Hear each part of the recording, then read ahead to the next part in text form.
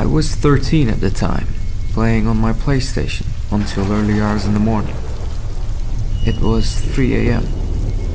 The rain was heavy and it started to thunder, so I looked out my window and saw a man with a hoodie on just looking straight at my bedroom window.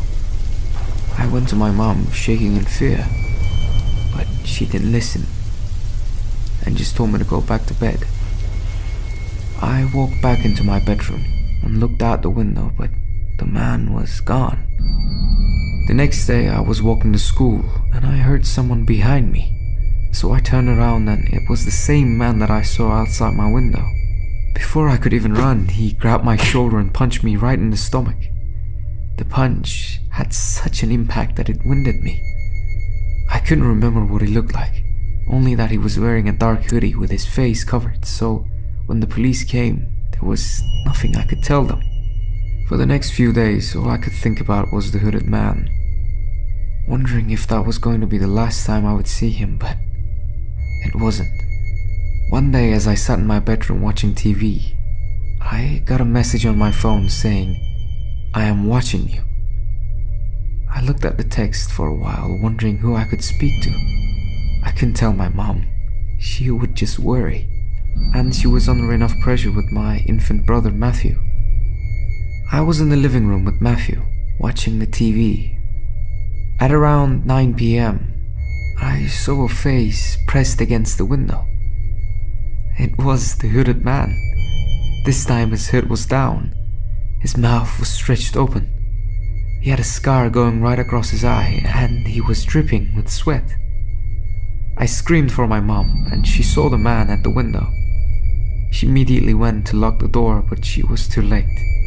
He grabbed my mom by the throat and lifted her against the wall by her neck until she was unconscious. While he was choking my mom, it gave me enough time to hide Matthew. I ran to the kitchen and grabbed the knife. I confronted the man with the knife in my hand, thinking he was gonna run away, but instead he just laughed and quickly grabbed the knife from my hand. Just as he raised the knife towards me, my mom had gained consciousness and hit him over the head with one of her ornaments close by. Me and my mom ran upstairs into her bedroom and locked the bathroom door, where we called the police. By the time the police got there, the man was gone. But not only was the man gone, Matthew was too. We told the police the description of the man. He was about 6'3", with a strong build.